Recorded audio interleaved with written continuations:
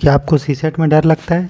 क्या आप हिंदी मीडियम के इसीलिए आपको लगता है कि यार इंग्लिश का पैसेज मेरे से सॉल्व नहीं होगा? क्या आप सीसेट के कारण पिछले प्रीलिम्स में फेल कर गए थे? कोई बात नहीं दोस्तों, सीसेट का डर मिटाने के लिए ही मैंने जो है ये सीरीज़ शुरू किया है। मैं हूं ना दोस्तों, क्यों आप डरते हैं? मेरा नाम राहुल बरनवाल है दोस्तों। मैं ईपीएफओ में एक सिलेक्टेड ऑफिसर हूं दोस्तों। साथ ही साथ मैंने जो है यूपीएससी का एग्ज़ाम मेंस का 2020 में और यूपीपीसीएस का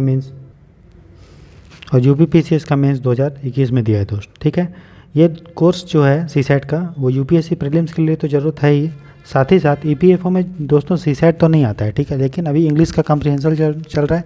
इसके बाद हम लोग मैथ्स करेंगे, तो मैथ्स जो है वो ईपीएफओ में एओईओ और एपीएफसी दोनों के एग्जाम में आएगा। ठीक है, और चूँकि मेरा सिलेक्शन हो चुका है तो मुझे पता है किस डेप्थ में यूपीएससी और कैसे क्वेश्चन हम लोग प्रीलिम्स का सॉल्व करते हैं, खासकर सीसेट का और जीएस का। समझ में आया? ठीक है, तो मेरा नाम राहुल है। ये कोर्स हिंदी और इंग्लिश दोनों में होगा दोस्त, और ये लेक्चर 5 है। इसके पहले 4 लेक्चर हो चुके हैं। इसका लिंक जो है आपके डिस्क्रिप्शन बॉक्स में मिल जाएगा टेलीग्राम का, जहाँ से आप उसको ज्वाइन कर सकते हैं। इस चैनल का प्लेलिस्ट में जाएंगे तो आपको बहुत यूनिक कोर्सेस मिलेंगे, जैसे डेली प्रैक्टिस पेपर, जहाँ के पे प्रीलिम्स का क्वेश्चंस को प्रैक्टिस किया जाता है दोस्तों, बहुत यूनिक ढंग में। अगर आप एक क्वेश्चन देखेंगे तो तुरंत आप जो है इस चैनल को सब्सक्राइब कर देंगे, क्योंकि इस तरह का डिस्कशन आज तक पूरे इंडिया में कोई नहीं किया होगा दोस्त। ठीक है, तो ज़रूर आप इसको जाके देखें। साथ ही साथ मृणाल सर का पीडीएफ का डिस्कशन भी हो रहा है, लक्ष्मीकांत का भी डिस्कशन हो रहा है, और सीसेट भी आपका चल रहा है। इसके अलावा डेली प्रीलिम्स का प्रैक्टिस किया जा रहा है। साथ ही साथ अकाउंटिंग और लेबर लॉ भी शुरू हो चुका है। अकाउंटिंग का 5 लेक्चर हो चुका है, 6ठा लेक्चर जो है 10 तारीख को आ जाएगा। ठीक है, तो चलिए, और 9 तारीख को जो है हम लोग आज जो है सीसेट को कर रहे हैं। ठीक, तो चलिए, आज सीसेट का जो है हमारा 5वां लेक्चर है दोस्त। तो दोस्तों ये लेक्चर नंबर जो है 5 है, ठीक है, सीसेट का। तो हम लोग सीसेट का जो आज क्वेश्चन लिए हैं वो लिए हैं 2019 का प्रीलिम्स का, यूपीएससी का जो क्वेश्चन रहता है सीसेट का। ये सेट ए है दोस्त। ठीक है, तो पूरा आपको यहाँ से शुरू करेंगे। तो बोल रहा है कुछ परिच्छेद दिया हुआ है, बोल रहा है इन प्रश्नांशों के आधार पे ही आपका उत्तर होना चाहिए, मतलब पैसेज के अकॉर्डिंग होना चाहिए। ठीक है, अपने मन से आप नहीं देंगे। मैंने बार बार आपको सिखाया है कि जो भी आपका आंसर हो वो बेस्ड ऑन द पैसेज होना चाहिए। आप अपने मन से आंसर नहीं देंगे। ठीक है, तो आप अपने मन से आंसर नहीं देंगे, जो पैसेज में पूछा है उसके अकॉर्डिंग। बोल रहा है पैसेज में कि गधा ही कुत्ता होता है, तो हाँ गधा ही कुत्ता होता है। अपने मन से आप मत मान लीजिए कि नहीं, गधा तो अलग होता है, कुत्ता अलग होता है। पैसेज के अकॉर्डिंग बोलना है। ठीक है, तो सबसे पहले हम इंग्लिश का पैसेज पढ़ेंगे, फिर हिंदी बताएंगे, फिर हिंदी का पैसेज पढ़ेंगे, तो ताकि दोनों मीडियम के स्टूडेंट को कोई दिक्कत नहीं हो। पहला है पैसेज 1। बोलते बोलते दोस्तों गला सूख जाता है, लेकिन ठीक है, पढ़ाना है। देखिए, political theorist no doubt have to take history of injustice, for example untouchability, seriously.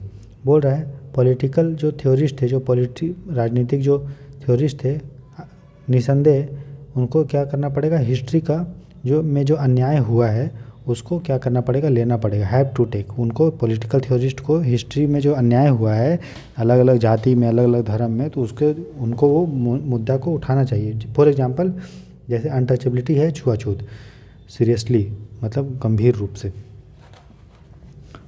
The concept of historical injustice takes note of a variety of historical wrongs that continue into the present in some form or the other and tend to resist repair। बोल रहा है जो ऐतिहासिक रूप से जो अन्याय हुआ है वो हमारे हिस्ट्री में अलग अलग वैरायटी में दोस्तों था, और अभी भी प्रेजेंट टाइम में भी अलग अलग फॉर्म में वो है, और इतना वो गहरा गया है कि हम लोग उसको जब ठीक करने की, रिपेयर करने की कोशिश करते हैं तो वो रजिस्ट करता है, मतलब वो रुकता है। मतलब हम लोग चाहते हैं कि भाई समाज में जो छुआछूत ना हो, फिर भी हम जब करना चाहते हैं तो समाज में क्या होता है, उससे रेजिस्टेंस आता है, समाज उसको रोकता है। बहुत सारे लोग नहीं चाहते हैं कि समाज जो है बराबरी की तरफ जाइए, कहा गया है। ठीक, मतलब जो हिस्ट्री में जो अन्याय हुआ था वो प्रेजेंट टाइम में भी आपको दिखाई देता है, और हम लोग कोशिश कर रहे हैं फिर भी जो है वो उतना नहीं हो पा रहा है। हम लोग करना चाह रहे हैं, हो भी जाएगा, लेकिन ऐसा नहीं है कि नहीं होगा, लेकिन डिफ़िकल्टी है। हम लोग उसको जो अन्याय, जो समानता लाने में हम लोग को मुसीबत का सामना करना पड़ रहा है। ठीक, अगला है 2 reasons might account for resistance to repair. बोल रहा है 2 कारण हो सकते हैं कि हम लोग जो है मरम्मत करना चाह रहे हैं, समाज में बराबरी लाना चाह रहे हैं, लेकिन फिर भी वो नहीं हो रहा। उसके 2 कारण हो सकते हैं। 1, पहला, not only are the roots of injustice buried deep in the history, injustice itself constitutes economic structures of exploitation, ideology of discrimination and modes of representation. बोल रहा है पहला कारण ये है कि जो अन्याय का जो रूट्स है, जो जड़ है, वो बहुत ही डीप, बहुत ही गहरे रूप से हिस्ट्री में सिर्फ गड़ा हुआ नहीं है, बल्कि जो आर्थिक संरचना है शोषण का, उसके बाद जो आइडियोलॉजी है विचारधाराओं का, जैसे भेदभाव का जो डिस्क्रिमिनेशन का जो आइडियोलॉजी विचारधारा है, इसके अलावा प्रतिनिधित्व का जो जरिया है, उसमें भी कहीं ना कहीं हम लोग को इनजस्टिस दिखता है। कहने का मतलब क्या है कि हिस्ट्री में ही हम लोग नहीं दिखे हैं, इतिहास में भी आर्थिक रूप से भी देखेंगे तो वहाँ भी कुछ लोगों के साथ भेदभाव होता है। अगर नेतागण की बात करें रिप्रेजेंटेशन का, तो वहाँ भी आपको भेदभाव दिखेगा। अगर विचारधारा की बात करें तो वहाँ भी आपको भेदभाव गरीबों के विरुद्ध और जो निम्न जाति के लोग हैं उनके विरुद्ध दिखेगा, ये बोला जा रहा है। इसीलिए हम जब इतना डेप्थ में, इतना गहराई में कोई चीज़ घुसा हुआ है तो उसको मतलब दूर करना, रिपेयर करना बहुत ही कठिन काम है, लेकिन किया जा सकता है। दूसरा कारण ये है कि हम लोग क्यों जो है करना चाह रहे हैं लेकिन नहीं हो पा रहा है। The category of historical injustice generally extends across a number of wrong such as economic deprivation, social discrimination and lack of recognition. बोल रहा है दूसरा कारण कि जो ऐतिहासिक रूप से अन्याय है, उसका जो कैटेगरी, उसके जो प्रकार हैं, वो बहुत सारे फील्ड में वो घुसा हुआ है, गलत गलत चीज़ में। जैसे आर्थिक रूप से वंचित, आर्थिक जो वंचितपन है वो भी, इसके अलावा सामाजिक भेदभाव और पहचान की प्राप्ति नहीं होना। तो सिर्फ भेदभाव जो है, फिर अन्याय है, वो सिर्फ सामाजिक क्षेत्र में नहीं है दोस्तों, वो आर्थिक क्षेत्र में भी है, उसको पहचान नहीं मिल पा रहा है वो भी है, ये भी बोल रहा है ऑथर कि इसीलिए उसको दूर करना जो है बहुत कठिन कार्य है। बोला दिस कैटेगरी इज कॉम्प्लेक्स, ये जो कैटेगरी, ये प्रकार है बहुत कॉम्प्लेक्स है, and not only because of the overlap between A number of wrongs, इसलिए नहीं कि बहुत सारा चीज़ जुड़ा हुआ है, सोशल भी जुड़ा है, इकोनॉमिक भी जुड़ा है और रिकॉग्निशन भी जुड़ा है, सिर्फ इसलिए नहीं वो चीज़ मतलब जो है दूर करना डिफ़िकल्ट है, but because one or the other wrong generally discriminates tends to acquire partial autonomy from others. बोल रहा है जब हम एक गलती या अधिक गलती जनरली क्या करता है, डिस्क्रिमिनेशन, जो अन्याय होता है, जो भेदभाव होता है, वो tends to acquire partial autonomy from other, वो एक दूसरे को अलग रूप में देखते हैं। मतलब पंडित अपना अलग देख रहा है तो यादव अपना अलग देख रहा है, तो सब अलग अलग देखना चाहते हैं एक दूसरे को इसीलिए हम चाह के भी उसको दूर करना चाह रहे हैं लेकिन नहीं हो पा रहा है, डिफ़िकल्ट है, लेकिन इसका मतलब ये नहीं कि हम समानता नहीं ला पाएंगे। This is borne out by the history of repair in India. इसीलिए ये जिसको रिपेयर करना, इसी जो इतिहास में ये जो गलत हुआ है, भेदभाव हुआ है, उसको रिपेयर करना बहुत ही ज़रूरी है और बहुत उसमें दिक्कत का सामना करना पड़ता है। तो बोल रहा है what is the main idea, main विचार क्या है पैसेज में। अब हिंदी में इसको पढ़ेंगे तो समझ में क्या है, बोला ऑथर क्या बोला अपने लैंग्वेज में समझिए। ये बोल रहा है कि समाज में भेदभाव होता है और उसका जो जड़ है बहुत गहरा है, अलग अलग क्षेत्र में, सामाजिक भी है, आर्थिक भी है, पहचान नहीं मिल पाता है। और हम लोग इसलिए नहीं कर पाते हैं क्योंकि अलग अलग फील्ड में वो फैला हुआ है और समाज के लोगों द्वारा ही उसका विरोध हो रहा है, ताकि एक वर्ग नहीं चाहता है कि दूसरा वर्ग आगे बढ़े। इसलिए हम लोग को जो भी पॉलिटिकल जो आइडियोलॉजी और जो विचारधाराएं हैं, राजनीतिक सिद्धांतकार जो होना चाहिए कि ये जो प्रॉब्लम है, समस्या है, उसको दूर करे, और हम लोग इसको कर सकते हैं। तभी तो बोला जा रहा है कि दूर करने की कोशिश किया जाना चाहिए। अगर वो बात असंभव होता तो हम लोग क्यों बात करते हैं ना। चलिए आगे पढ़ते हैं। इसमें कोई संदेह नहीं है कि राजनीतिक सिद्धांतकारों को अन्याय जैसे कि अस्पृश्यता के इतिहास को गंभीरता से लेना चाहिए। ऐतिहासिक अन्याय की अवधारणा में अनेक प्रकार के ऐतिहासिक अपकारों को विचार में लिया गया है, जो कि किसी न किसी रूप में वर्तमान में भी हो रहे हैं और उनकी प्रवृत्ति ही ऐसी है कि उनमें सुधार ना हो पाए। समझ में आया? तो वही बोल रहा है कि भैया जो राजनीतिक सिद्धांतकार को है उसको अन्याय जैसा इशू को उठाना चाहिए, गंभीरता से लेना चाहिए। ऐतिहासिक जो अन्याय हुआ है वो अनेक प्रकार के हिस्टोरिकल चीज़ से लिंक है, जो कभी ना तो सिर्फ वर्तमान में बल्कि अनेक प्रवृत्ति में देखे जाते हैं। ठीक है, कि और उनमें सुधार ना हो पाए, ऐसा हमें लगता है कि सुधार जो होगा उनमें ना हो पाए, ऐसा जो है ऐतिहासिक अपकारों को विचार में ऐसा लिया गया है। ठीक है, सुधार ना होने के पीछे दो कारण कहे जा सकते हैं। वो दो कारण बोल सकते हैं कि हम लोग सुधार करना चाह रहे हैं लेकिन उसमें सुधार नहीं हो रहा है। एक तो यह है कि केवल इतना ही नहीं कि अन्याय की जड़ें इतिहास में गहरी जमी हुई है, हिस्ट्री में अन्याय नहीं घुसा हुआ था, बल्कि अन्याय स्वयं भी शोषण की आर्थिक संरचनाओं, भेदभाव की विचारधाराओं और प्रतिनिधि की रीतियों को भी संचित करता है। समझ में? मतलब प्रतिनिधि में हम देख लें कि अभी भी देखिए कि पॉलिटिकल पार्टी जो है वो गरीब लोगों को टिकट जो है जनरली नहीं देती है, जो अमीर घर के लोग होते हैं वही देती है। ठीक है, उसके बाद अगर हम आर्थिक रूप से भी देखें तो अगर आप देखिएगा कि कोई भी बड़े बड़े कंपनी है, उसका जो सबसे ज़्यादा पैसा जो कमा रहा है वो भी जो होगा उच्च वर्ग से होगा। ठीक है, दूसरा ये कारण है कि ऐतिहासिक अन्याय की कोटि आमतौर पर बहुत ही अपकार्य जैसे कि आर्थिक वंचन, सामाजिक भेदभाव और मान्यता के अभाव के आर पार फैली है। मतलब सिर्फ सामाजिक रूप से ही भेदभाव नहीं है बल्कि आर्थिक रूप से भी है और मान्यता के आधार का भी जो है अभाव है कि लोग जो है जो निम्न वर्ग के लोग हैं उनको मान्यता ही नहीं देते। बोलते हैं अरे ये तो क्या करेगा, ये तो साला गरीब गरीब का है, मतलब उसको गाली वाली देता है, उसको रिकॉग्निशन नहीं देता। आपको पता है कि बी आर अम्बेडकर इतने जो बड़े जानकार थे कानून का, फिर भी जब वो कैम्ब्रिज में जाते थे तो उनके अगेंस्ट जो है उनको उनके पीने के लिए अलग सा, सोचिए दोस्तों, पीने के अलग सा बर्तन था और इसलिए कि वो जो अलग से क्या थे, जाति के थे, निम्न जाति के बोला जाता थे वो, तो उनको मान्यता नहीं मिला था दोस्तों कि ये मतलब पढ़े लिखे लोग हैं। ठीक है, भारत के गांधी जी ये सब मान्यता दिए गया, पहला कानून मंत्री उनको बनाया गया, तो भारत में उनको जो है भेदभाव नहीं हुआ। लेकिन जब विदेश में गए तो वहाँ पे उनके साथ भेदभाव जो है दोस्तों होने लगा था। ठीक है, तो यह कोटि जटिल है, या जो क्लासिफिकेशन है कि सामाजिक भेदभाव का, जो भेदभाव का वो बहुत जटिलता है उसमें। केवल इसलिए नहीं कि इसमें बहुत से अपकारों के बीच कोई स्पष्ट सीमा नहीं होती, बल्कि इसलिए कि किसी न किसी अपकार की, आमतौर पर भेदभाव की प्रवृत्ति दूसरे अपकारों से आंशिक रूप में स्वायत्तता हासिल कर लेने की होती है।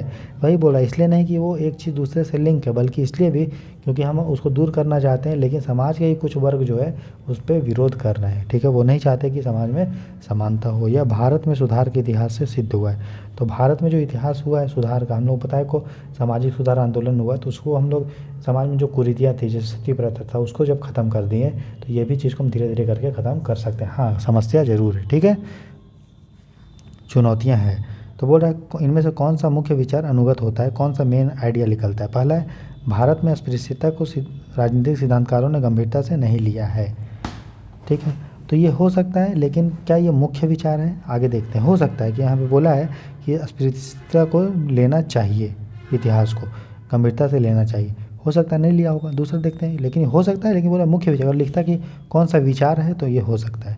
ऐतिहासिक अन्याय किसी भी समाज में अपरिहार्य है और सुधार से परे है। बोला कि अगर हम हिस्ट्री में जो गलत हो गया उसको सुधारना चाहते हैं तो उसको सुधार कर ही नहीं पाएंगे, मतलब ये गलत है। ऐसा बोला कि इम्पॉसिबल है, भैया इम्पॉसिबल नहीं है, पॉसिबल है। यहाँ पढ़िए आप क्या बोला है कि हम लोग कर सकते हैं, borne out by repair, history of repair. तो बोला हिस्टोरिकल इंजस्टिस इनएविटेबल और बियॉन्ड रिपेयर, हो ही नहीं सकता है। भाई हो ही नहीं सकता तो पैसेज काहे दिया, पैसेज क्यों लिखा, हम लोग को सिविल सर्वेंट है, पैसेज इसलिए दिया कि आप कुछ पढ़िए और सीखिए और समाज में जो भेदभाव उसको दूर कीजिए। तो हमारा untouchability in India has not been taken seriously, हो सकता था, लेकिन और दूसरा ऑप्शन देखेंगे, बोल रहा है social discrimination and deprivation have their roots in bad economy.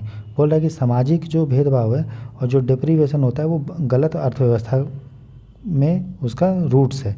ठीक है, इसका पढ़िए कि सामाजिक भेदभाव और वंचन की जड़ें दोषपूर्ण अर्थव्यवस्थाओं में है। मतलब जो बोल रहा है जो अर्थव्यवस्था दोषपूर्ण होगा वहीं होगा, ऐसा कहीं लिखा गया है क्या कि बैड इकोनॉमी, कहीं भी इकोनॉमी का जिक्र है, ये लिखा हुआ है कि सामाजिक जो भेदभाव है वो आर्थिक भेदभाव से लिंक होता है। ये नहीं बोल दिया गया कि जो भी इकोनॉमी ख़राब होगा, मान लिया नॉर्थ कोरिया की, उत्तर कोरिया की इकोनॉमी बहुत ख़राब है तो क्या वहाँ भेदभाव है, ऐसा कहीं लिखा गया है कि बैड इकोनॉमी एग्जाम्पल दिया गया, नहीं। तो ये क्यों होगा, मैंने बोला कि भाई पैसेज के आधार पे करो, सीधा सी बात है, पैसेज के आधार पे करिए, संबंधित पैसेज के आधार।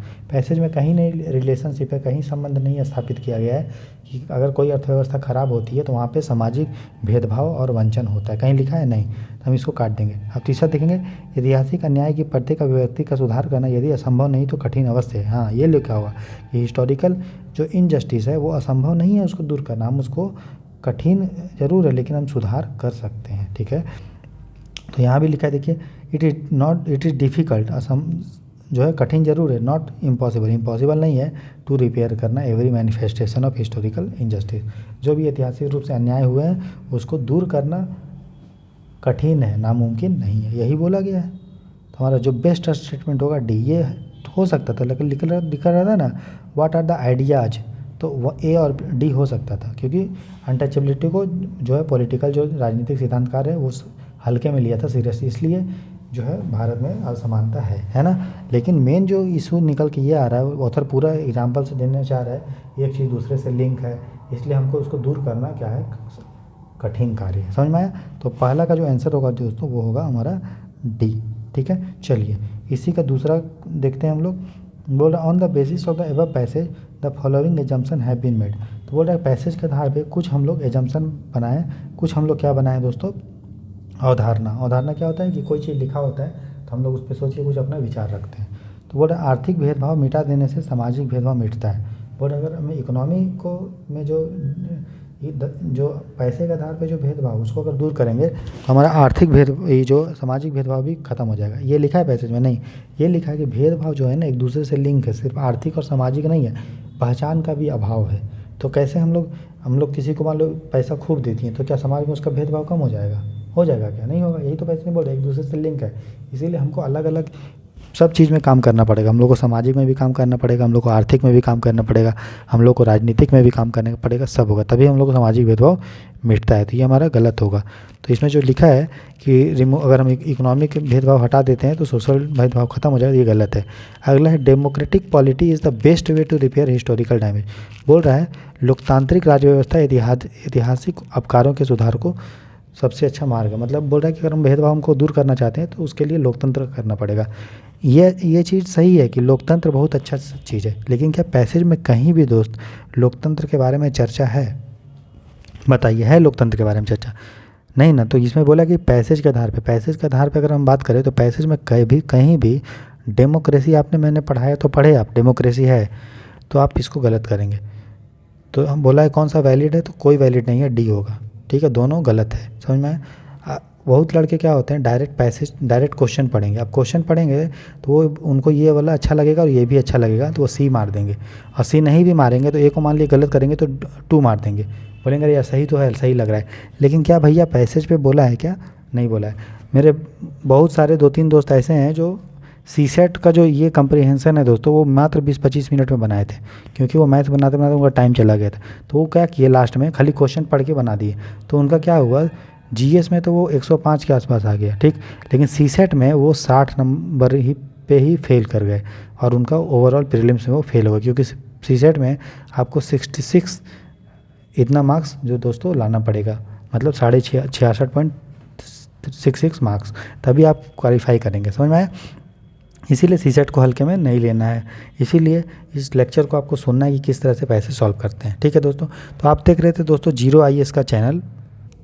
तो दोस्त आप देख रहे थे जीरो आईएएस का चैनल, इसमें हम लोग सीसेट को डिस्कस कर रहे थे दोस्त।